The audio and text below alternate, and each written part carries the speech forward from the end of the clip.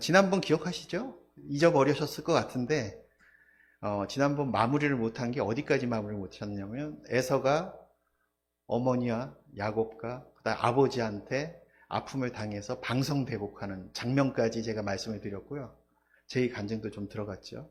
근데 원래는 예, 지난주에 다 끝냈어야 되는데 제가 끝내지를 못했었고, 오늘도 다 끝내야 되는데 조금 길어질 수도 있다는 것 양해를 좀 해주시고, 그렇지 않으면 중간에 제가 끊어서 빨리 끝내겠습니다. 양해를 해주십시오. 그래서 저랑 같이 가까이 사는 사람이 아마 제 설교를 들었나 봐요. 근데 그 사람이 그러더라고요. 에서는 됐고, 그래서 당신이 뭐 어떻다는 거야, 막 이런 얘기를 하더라고요. 그걸 안 궁금하고. 근데 에서도 궁금하지 않으세요? 에서를 마무리를 져야 되기 때문에 제가 빨리 마무리를 하겠습니다. 상처 후의 삶을, 에서의 삶을 한번 돌아보길 원했는데 성경에는 안 나옵니다. 광야를 어떻게 보냈는지는 안 나오고요. 나중에 야곱과 만나는, 지금 오늘 읽어드린 장면서부터가 공백기가 있습니다. 한 20년 정도 되는데요. 어떻게 살았는지를 처음부터 생각을 해보면 에서는 아버지 곁에 떠나질 않은 것 같습니다. 야곱은 그 상처받은 자리, 상처를 입힌 자리죠. 도망을 갔습니다. 아버지 곁을 지키질 않았는데 야곱은 분명히 아버지 곁을 지켰습니다. 그래서 아버지가 마음에 드는 여인을 또 서로 결혼도 하기도 하고 그 주변을 지켰던 것 같습니다. 아버지의 그 많은 재산과 땅과 가축들을 지켰던 거죠. 그래서 저희들이 한번 돌아볼 때 상처 입은 자리에서 행동하는 사람들의 모습이 있습니다. 대부분의 사람이 그렇습니다. 거기를 피해가는 거죠. 내가 상처 입은 자리를 피해가는 겁니다. 아마 다음 넘겨주시면 아마 나올 텐데. 넘겨주시죠. 도망가서 떠나는 자들이 대부분입니다. 남아서 그 자리를 지키는 사람은 별로 없습니다. 남아있는 사람들은 대부분 그 상처를 바라보면서 그 아픔을 굉장히 계속 느낄 수밖에 없죠. 그러면서 단단해지기도 합니다. 이 교회 생활도 비슷하죠. 특히 중개교회가 역사가 길기 때문에 제가 옛날부터 많은 얘기를 들었습니다. 제가 오기 전서부터의 많은 얘기를 들었는데, 그런 의미에서 지금 앉아 계신 분들은 다 남아있는 자들입니다. 제가 볼 때는. 그래서 하나님의 축복을 받기에 충분한 자격들이 계시다고 저는 보고 있습니다. 에서는 분명히 남아있었습니다. 그러고서 20년이 지났습니다. 20년이 지나서 나오는 구절이 오늘 제가 봉독해드린 구절인데요. 그 구절을 통해서 그 20년 뒤에 에서와 야곱의 행동을 통해서 그동안의 삶이 나타납니다. 사람의 지금의 행동과 말이나 태도는 그 사람의 삶에 축적된 경험치가 쌓여 있는 거 아니겠습니까? 특히 인간은 더 그렇다고 저는 판단을 하는데, 아무리 믿음을 갖고 있고 신앙생활을 한다고 해도 갑자기 바뀌는 사람은 제가 잘 못 봅니다. 사도 바울 같은 사람을 제 주변에서 소개받은 적이 별로 없습니다. 아마 하나님도 그걸 아시는 것 같아요. 아시기 때문에 인간은 쉽게 바뀌는 사람들이 아니기 때문에 훈련을 하시는 것 같습니다. 그래서 이스라엘 민족도 40년이라는 광야 시간이 있었던 거고요. 또 저희들을 바라보면서도 바로 심판하지 않고 기다리고 계시지 않습니까? 바뀔 때까지. 그런 인내의 하나님이 또 저희들의 하나님인 것 같습니다. 그런데 에서는 과연 어떻게 바뀌었을까요? 에서가 그렇게 성격이 급하고 불같고 어떻게 보면 쉽게 자기가 가진 것도 포기할 정도로 경솔한 사람이라고 판단을 했던 에서였는데, 먼저 야곱부터 보면 야곱은 바뀌지 않은 것 같습니다. 야곱은 결코 바뀌지 않은 게 삼촌이죠. 외삼촌이죠. 외삼촌의 집안에서 독립해서 결국엔 도망치듯이 나왔는데, 자녀들과 재산을 데리고 나왔는데, 나와서 고향으로 돌아갈 때 믿음으로 나아오질 못했습니다. 불안과 걱정, 근심이 더 많았었죠. 그래서 야폭강가도 건너지 못했습니다. 선뜻 건너지 못하고, 또 시사스럽게도 먼저 자녀들부터 먼저 보내고, 아내부터 먼저 보내고, 또 예물도 다 준비해서 먼저 보냈습니다. 용서를 받기 위해서. 그래도 불안해서 자기는 못 바뀌었죠. 건너지 못하고. 그래서 하나님이 직접 사람을 보냅니다. 바뀌길 원했기 때문에. 그래서 약복강가에서 실험까지 하면서 직접 이름까지 바꿔주고 바뀌길 원했습니다. 그랬던 야곱입니다. 그러나 에서는 어떻습니까? 그렇게 자기를 배신하고 나갔던, 자기 것을, 모든 것을 빼앗겼다고 생각하는 그 원수 같은 야곱이었는데, 보면서 에서가 먼저 한 행동은 달려와서 목을 잡고 입을 맞추면서 서로 울었다고 합니다. 어떻게 이런 행동이 나왔을까요? 제가 이거를 볼 때 추측하는 게 있습니다. 그 광야 시간 동안 이 사람 엄청나게 단련을 받았구나. 엄청나게 훈련을 받았구나. 바로 그 야곱을 만나기 직전까지 악했던 사람이 야복강가에서 그런 일이 일어나고 나서 에서가 갑자기 바뀐 건 아닐 겁니다. 분명히 그 광야의 시간이 그 에서를 훈련시켰을 것입니다. 더 놀라운 것이 있습니다. 제가 빨리빨리 해서 죄송합니다. 창세기 33장 9절을 보시면 에서가 고백을 합니다. 야곱이 바친 예물을 내게 있는 것이 족하니 네 소유는 그냥 두라고 합니다. 저는 이 말을 갖고 굉장히 깊이 생각하게 되더라고요. 와, 이런 고백이 어떻게 나왔을까? 내 삶에도 이런 고백을 쉽게 할 수 있을까?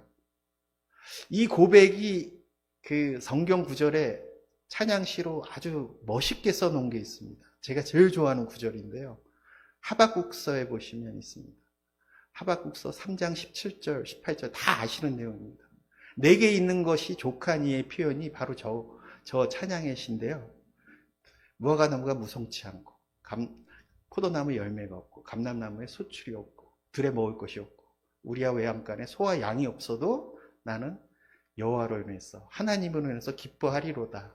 이러한 삶을 살아가는 고백이 에서의 입에서 나온 것입니다. 저희들이 하나님을 믿는다고 하면서 저희들이 살아가고 있지 않습니까? 모든 것이 하나님의 은혜라고 하면서 살아가고 있지 않습니까? 그런데 막상 내게 있는 것이 족하다는 고백은 잘 못합니다. 항상 모든 것, 무엇인가를 더 갖기 위해서 간구하는 기도를 하고 있고요. 자기가 갖고 있는 것을 뺏기지 않기 위해서 간구의 기도를 하고 있는 저희들입니다. 그러면서도 한편으로는 하나님 은혜에 감사하다고 하죠. 그러나 저런 고백을 잘 못합니다. 말로는 또 할 수 있어요. 근데 더 놀라운 것은 무엇인지 아십니까? 실천하기가 어렵습니다. 그런데 그 다음 장에 넘겨주시면 36장 6절, 그러니까 36장에 나옵니다. 이때는 어떤 때라면 이삭이 죽고 나서 장례를 치르고 이제 동생이 변화가 됩니다. 동생 변화를 잠깐 먼저 설명드리겠습니다. 야곱은 쉽게 안 변했습니다. 야곱은 그렇게 그 에서와 만나고 눈물을 흘리고 서로 끌어안고 서로 화해를 했다고 생각했지만 선뜻 고향으로 들어가지 못했습니다. 그래서 그 사건이 일어납니다. 자기 딸의 사건, 디나의 사건이 일어납니다. 그래서 아들들이 살인 그 사건까지 저지르죠. 그리고 나서 야곱은 깨닫습니다. 그제서야 가족들이 갖고 있던 모든 우상들을 버리고 베델로 올라가서 제사를 지냅니다. 그때서야 바뀝니다. 그리고 나서 고향으로 돌아오죠. 고향으로 돌아왔을 때 에서의 모습이 어땠습니까? 동생한테 모든 것을 물려주고 떠났습니다. 실천을 했습니다. 내가 가진 것이 족하다는 말의 고백을 행동으로 했던 것입니다. 그래서 저는 에서가 보이지 않는 위대한 인물이라고 저는 판단을 하고 있고요. 후대의 그 성경 기자들의 그 설명도 일리는 있지만 저는 다른 반발이 생기면서 에서를 위해서 변명을 하게 되더라고요. 그러면서 내 삶도 저런 삶이 되지 않을까라는 또 제 변명도 이제부터 하려고 합니다. 이게 원래 여기까지 딱 하고 제가 설교를 끝내려고 했었는데 그래서 당신의 뭐가 에서가 그렇게 마음에 와닿냐 이런 얘기를 하길래 제가 제 삶을 좀 나눠보겠습니다. 제가 지난주까지는 실패를 얘기를 못했습니다. 제가 창업까지 말씀을 드렸지 않습니까? 또 그 과정이 제가 하나님을 모를 때까지의 과정입니다. 하나님은 그때까지는 제가 몰랐었고 교회도 나가지 않았을 때의 상태였습니다. 제가 그래서 창업을 하고 제가 이제는 성공이 눈앞에 있다고 생각하면서 그게 내 삶의 훈장처럼 생각됐었거든요. 그러면서 또 훈장이 하나가 더 생깁니다. 제 마음에 훈장이 하나 생긴 게 뭐냐면 그때 제 둘째 애를 낳게 됩니다. 이준이죠. 이준이. 그게 왜 훈장이었냐면 저희 처갓집이 딸만 많은 집안입니다. 그래서 큰딸이고 그 장모님서부터 아들에 대한 소망들이 있었고요. 또 저희 집도 마찬가지였습니다. 저희 형이 딸만 둘 낳고 제가 또 큰애를 딸 낳다 보니까 저희 어머니의 소망도 있었고 아래에 대한 간구가 또 아들을 바라는 그 눈초리들이 굉장히 강했습니다. 그러다가 그 즈음에 창업을 할 즈음에 이준이를 낳은 겁니다. 그러니 훈장이 두 개가 생겼죠. 자꾸 어깨가 올라갔습니다. 그때 그 집사람이 교회를 다니겠다고 하는 겁니다. 그 전까지는 제 눈치도 있고 저희 어머니의 눈치도 있으니까 안 나갔었습니다. 그러니까 마음이 관대해집니다. 그래요. 안 나가는 것보다 훨씬 낫지. 그걸 또 빼먹었네. 그때 저희 집에 지금 사모님이 같이 살고 있었습니다. 사모님이 제가 창업한 회사 다니고 있었어요. 제가 오라고 그래서 다니고 있었습니다. 그래서 둘이 같이 나갔었습니다. 교회. 그 동네에 교회에 나갔습니다. 그래서 누군가를 만납니다. 연애를 한다는 소리를 듣습니다. 저희 그 처제가, 사모님이. 누군지 아시죠? 그런 또 역사, 그렇게 보면 또 내가 창업한 게 또 그런 기회를 또 갖게 만들었구나. 그것도 하나님이 역사를 하신 거구나. 이런 생각이 들더라고요. 그래서 저도 나가게 됩니다. 사업을 하려면 신앙을 가져야 된다. 그리고 하나님이 도와주신다. 그럴듯 하더라고요. 근데 제가 학교 다닐 때부터 저를 전도를 하려고 했던 친구들이 몇몇 있었는데 저는 항상 그런 생각이 있었거든요. 신앙이라는 거 좋은데 이게 약자들의 그 변명의 대상이 되는 거 아니냐.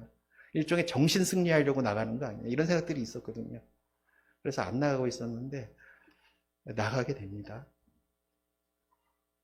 그래서 두 분장을 달고 또 보험처럼 교회를 나갑니다. 근데 갑자기 분장들이 흔들립니다. 이제 교회 다니면 이제 다 잘 풀릴 것 같은데 왜 그러지? 흔들립니다.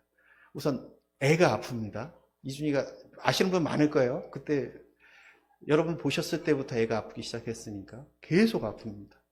무슨 병인지도 모르게 아프고 계속 병원에 입원했다 퇴원하고 힘들죠. 또 사업이 안 되기 시작합니다. 사업이 또 사기를 당합니다. 제가 그 인터넷으로 상거래하는 사이트를 만들었다고 말씀을 드렸잖아요. 이거는 개인 간의 거래가 아니라 정유사나 수입사 뭐 이런 대리점들, 그다음에 구매자들은 보통 주유소들이었거든요. 근데 그 당시에 기름 수입을 하는 수입사들이 많이 생겼습니다. 뭐 예전에 타이거오일서부터 기억하시는 남성분들 계실 텐데 많이 생겼습니다. 그러면서 이게 기름도 일종의 물장사기 때문에 돈이 된다라고 하면 이상한 세력들이 들어옵니다. 술 장사랑 비슷합니다. 큰 돈들이 있기 때문에. 그래서 간판만 수입사인 데들이 많이 생깁니다. 그 중에 한 군데랑 우리 또 직원하고 엮여서 일종의 공매도죠. 기름도 없는 상태에서 주문을 넣고 또 결제를 해서 그 주유소들이 주문한 결제 금액을 그쪽으로 다 보냈더니 기름을 안 보내고 뭐 이런 사건들이 터집니다. 그 당시에는 인터넷 거래, 상거래를 하는데도 지금처럼 뭐 은행 시스템, 뭐 보증, 보안 이런 시스템들이 하나도 없었을 때입니다.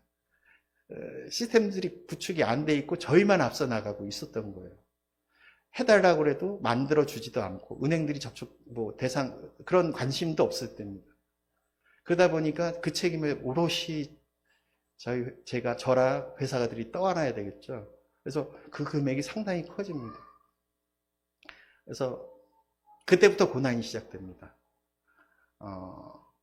한쪽에서는 돈을 돌려주든지 기름을 달라고 하고, 저는 그 사기친 그 회사와 그 사장을 찾으러 다니고, 그 회사로 가고, 달라고 하고, 뭐, 이게 약순환이죠. 하루하루가 지옥이죠. 내일은 또 어떻게 버틸까? 맨날 그 삶을 살았습니다. 그래서 처음에는 그 사기친 그 사장을 받기 위해서 다니다가 이제는 잡아넣기 위해서 다닙니다. 검찰에도 집어넣고 경찰에도 가고, 그리고 주유소들을 찾아다닙니다. 상황을 얘기해주고 이런 일이 있다. 뭐 해결할 수 있으면 해결해 주는데 안 되는 부분도 있다. 설득을 하러 다닙니다. 그래서 회사도 정리해야 되죠. 직원도 내보내고 갖고 있는 돈으로 일부 변상도 하고 다 다닙니다. 거의 뭐 힘들었죠. 도망가고 싶을 때가 많았습니다. 이제 포기하고 싶을 때도 많았고요. 아침에 일어나기도 싫고 어떻게 뭐 하루하루가 금액이 작지가 않았습니다. 엄청난 금액이었고.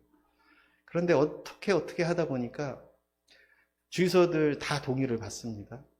합의를 하고 또 그 사람을 잡아내려고 하고 안 되더라고요. 제가 그 상거래를 하다가 사기로 집어넣기가 그렇게 어려운지를 저는 그때 절감을 했습니다. 심지어는 어떤 자료까지 갖고 있었냐면 제가 그 수입하는 회사를 하도 많이 가서 앉아 있으니까 그 격리 담당하는 직원이 나중에 퇴사하면서 몰래 자료를 이만큼 줬습니다. 그 사람이 빼돌린 자료를 줘서 다시 검찰에 집어넣는데 안 되더라고요. 그래서 결국에 집어넣지도 못하고 안 돼서 문을 닫습니다. 그러니까 제가 머릿속, 뭐 관계, 법, 뭐 이런 모든 것을 이용해서 해결을 하려고 하니까 안 되더라고요. 그러면서 제가 교회를 다니고 있었으니까 주변에 얘기를 듣습니다. 하나님이 해결해 주실 거라고 얘기를 듣습니다. 하는 방법을 찾아보라고 찾습니다. 뭐 기도도 하고 기도원도 가고 해결될 거로 생각하고 해결이 안 되더라. 그래서 회사를 정리할 수밖에 없었고 직원들을 다 내보내고 다 정리를 합니다. 다행히 깔끔하게 정리가 됩니다. 심지어는 나중에는 그 투자한 투자사에서 저한테 또 문제를 삼습니다. 그것까지도 해결을 했습니다. 그러니까 제가 신앙생활을 그때 얼마 안 됐을 때인데 내가 믿음을 갖기 시작한 지가 얼마 안 돼서 하나님이 아직 나를 모르시나 보다 이렇게 생각했거든요. 아직 모르시나? 어떻게 하면 나를 아실까? 그래서 방법을 찾으려고 열심히 했어요. 어떻게 하면 찾지? 내가 기도를 잘못하고 있나? 내가 찬양곡을 잘 모르니까 그런가 보다. 그래서 찬양만 막 모아서 또 한번 다 들어보고 불러봅니다. 또 기도가 부족하나 하면서 기도를 시간을 늘려갑니다. 또 기도처가 이상한가 해서 기도원을 옮겨 다닙니다. 방법을 모르면 책으로 해야 되겠다. 그래서 기독교 관련 서적을 다 사가지고 한번 봅니다. 막 시간 낼 때마다 사가지고 봅니다. 안 되더라고. 뭐가 문제인가? 그러다가 또 생각한 게 뭐냐면 오늘 에서처럼 제가 에서 말씀이 자꾸 들어오는 게 뭐냐면 내가 믿음의 주인공이 아닌가? 이런 생각도 갖게 되더라고요.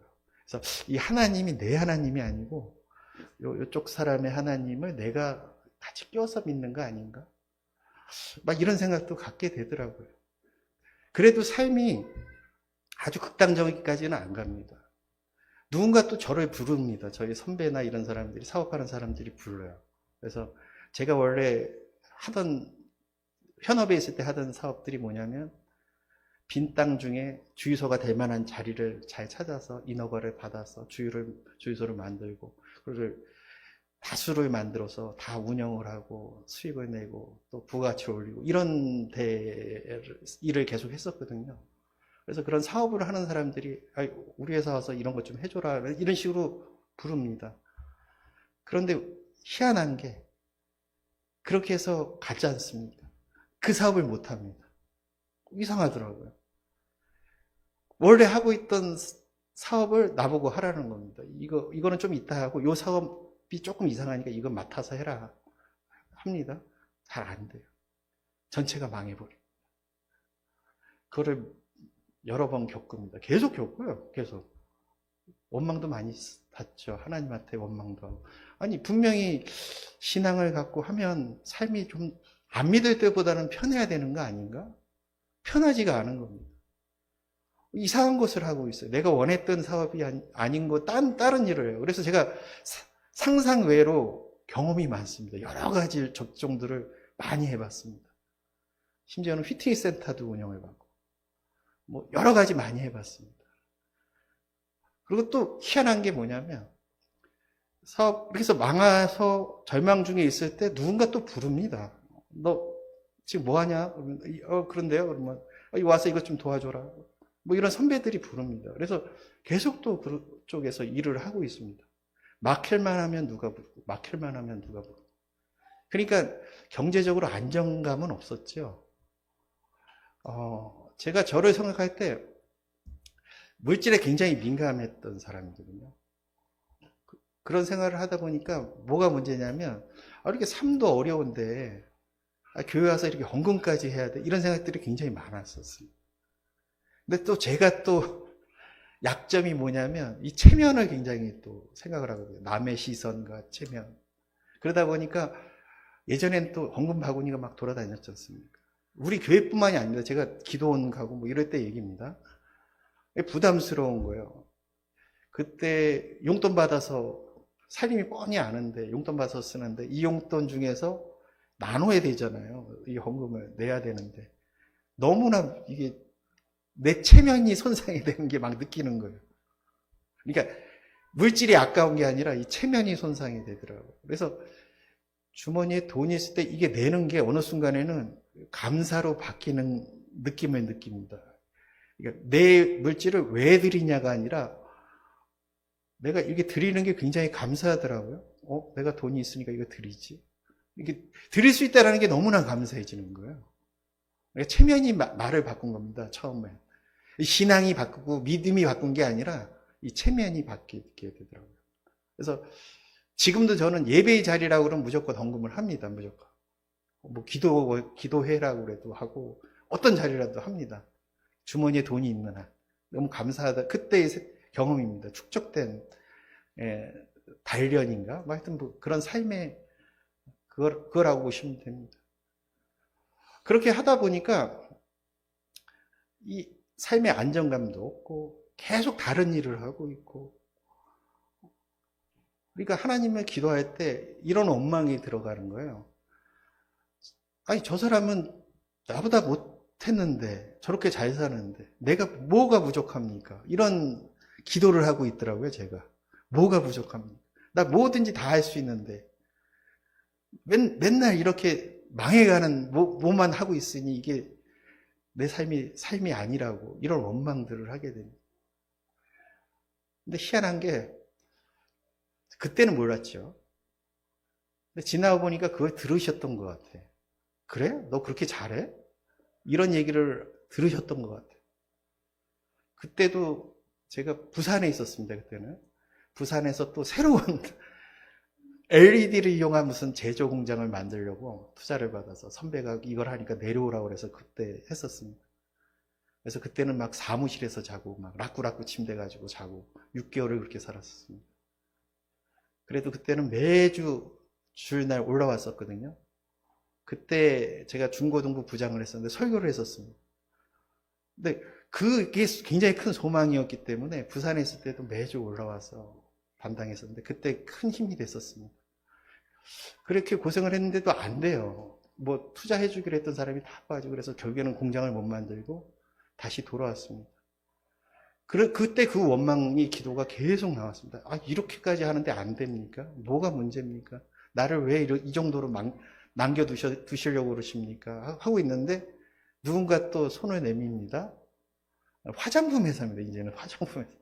제가 화장품도 했었습니다.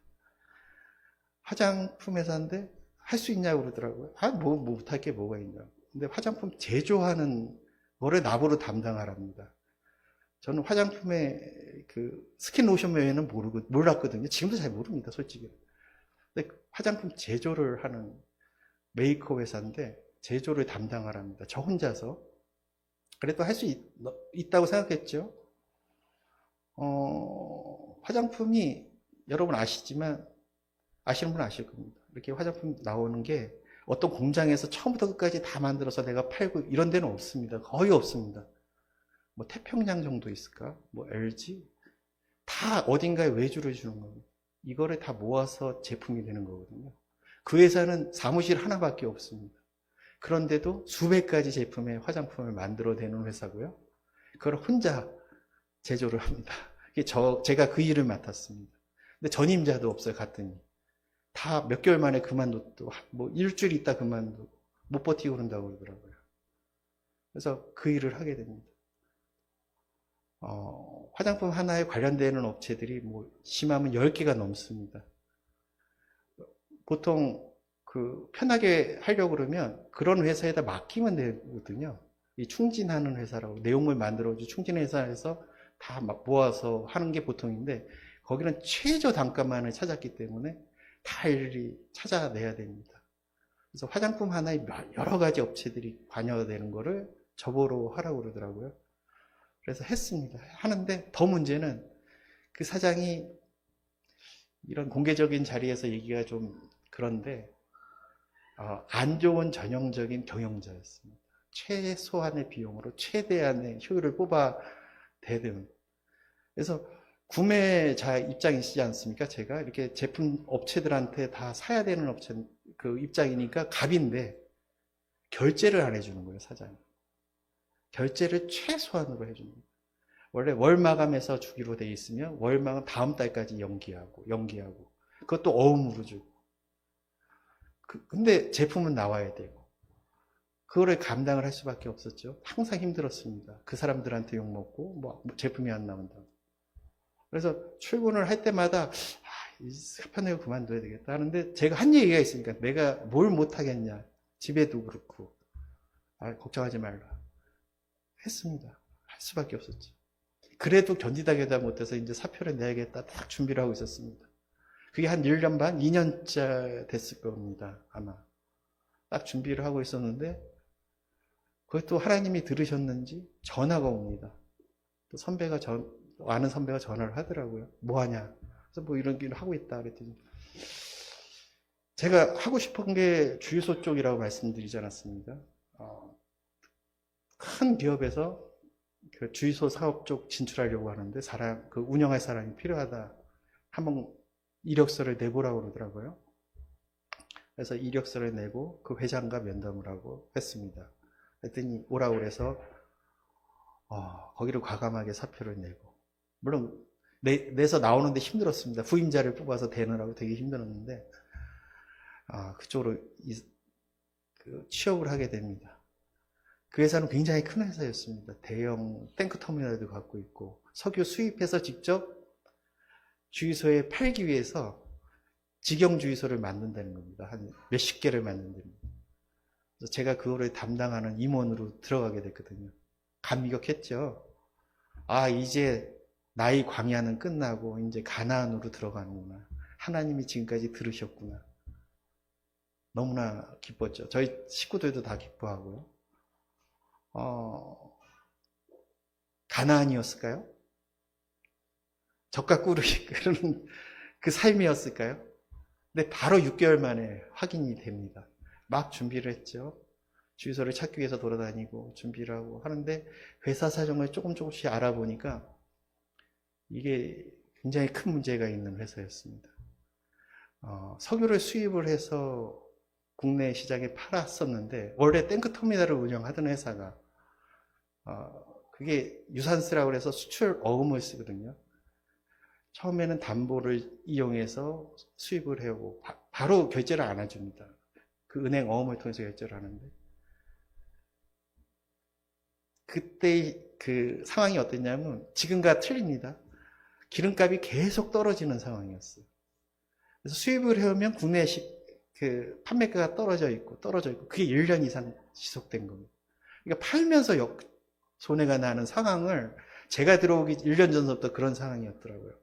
그래서 일반 주유소에 팔 수 없고 직영을 만들어서 여기다 팔아야 되겠다. 그래서 운영 마진이라도 얻어야 되겠다 해서 제가 들어간 거였더라고요. 6개월 만에 법정 관리를 신청합니다. 그래서 제가 주유소를 하는 게 아니라 그 법정 관리하는 일을 하고 있더라고요. 절망 가운데 또 빠졌죠. 이렇게 저를 안 풀어주십니까? 제가 하고 싶은 게 이건데 왜 안 해주십니까? 집에는 얘기를 못하고. 제가 이런 세세한 얘기는 저희 집사람도 모릅니다. 집에 별로 얘기를 안 하거든요. 결과만 알지. 힘이 들었습니다. 제 교만을 깎아내신 거는 분명히 알겠는데 안 풀어주시는 거예요. 그래서 그런 상황, 절망적인 상황이었는데 또 누군가 전화를 합니다. 여러분도 아시는 분 좀 있는데 이번에 후배가 전화를 합니다. 자기가 이런 사업을 하려고 하는데 좀 이 사업 좀 운영 좀 해달라고. 이 부동산 시행 사업입니다. 그 친구의 인연은 뭐냐면 우리 교회와도 인연이 굉장히 많은 후배인데요. 우리 교회 그 중고등부, 제가 중고등부 부장 담당하고 막 그랬답니다. 제가 토요일마다, 원래 토요일도 그때 출근하고 그랬을 때입니다. 토요일마다 제가 교회에 나가서 교회 가야 된다니까 궁금해 하는 거예요. 그래서 몇 번 같이 왔습니다. 본동 그 산에 있는 그 차로 같이 올라가다 보니까 놀라는 거예요. 이런 데가 있냐고. 그래서 저희 아이들 얘기도 했죠. 사교육도 못 받고 있고, 심의도 상황도 이렇고, 믿음 가지고 부모들이 교회도 보내고, 아이들 그 구김살 없이 잘 크고 있고, 교회에서 이렇게 하고 있다니까 감동을 좀 받은 것 같아요. 그래서 그 친구가 그 미국에서 학교를 나와가지고, 저는 그래서 영어를 잘할 줄 알았어요. 그래서 영어 네가 좀 가르쳐줘라 그랬더니 영어 잘 못하더라고요. 그래서 그 친구의 후배를, 강사를 하고 있는 후배가 와서 아마 우리 교회에서 6개월, 아마 여기 3040 중에서 그 교육을 받은 친구들이 있을 겁니다. 회화 교육을.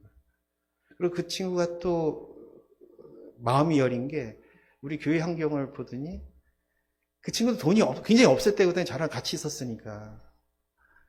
월급도 잘 안 나오고 그랬을 때였으니까. 그러니까 선후배들을 쫓아다니면서 지갑 달라고 그래서 돈을 다 뽑은 거죠.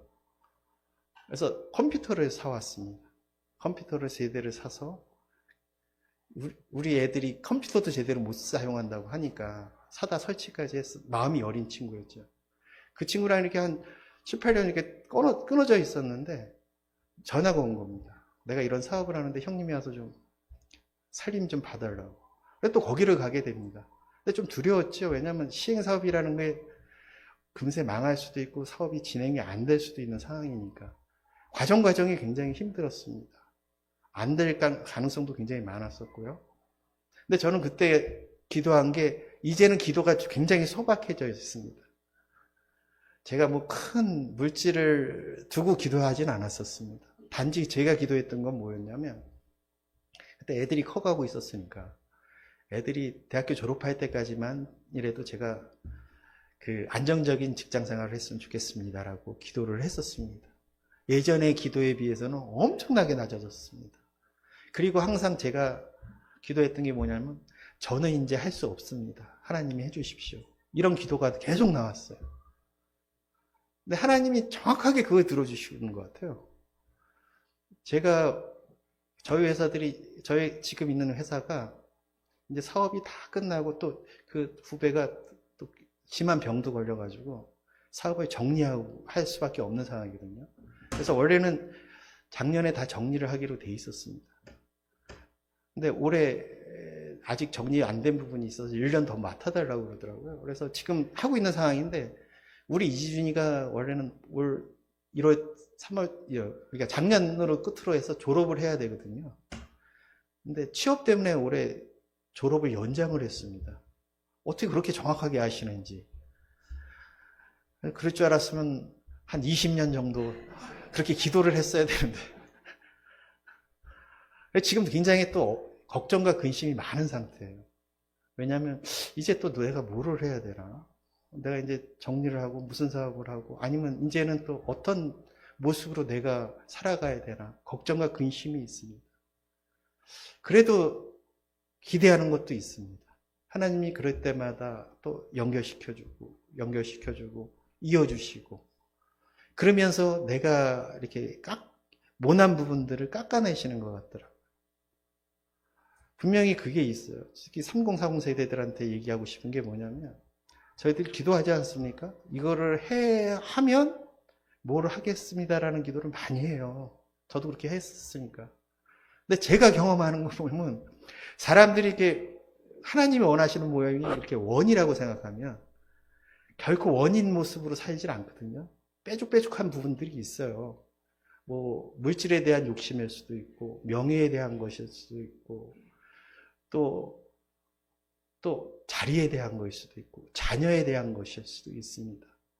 근데 하나님은 그거를 채워서 동그랗게 만들어 주시는 건 아닌 것 같더라고요. 저를 보니까.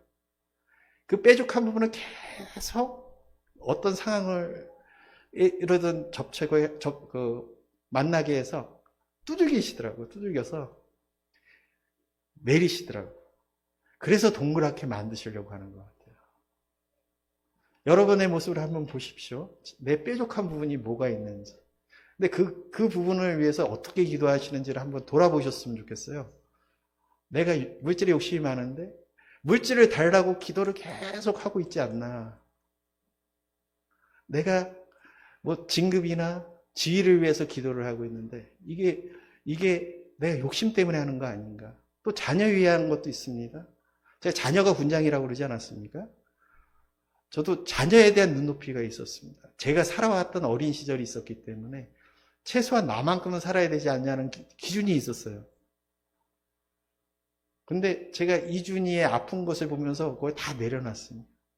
아, 건강함만 하면 난 만족이다. 이렇게 박혀 있더라고요. 이것도 엄청나게 맞는 과정이 있었습니다. 제가 이준이가 아팠을 때의 간증거리도 있는데 그거는 시간상 못 드릴 것 같고 이런 게 있었습니다.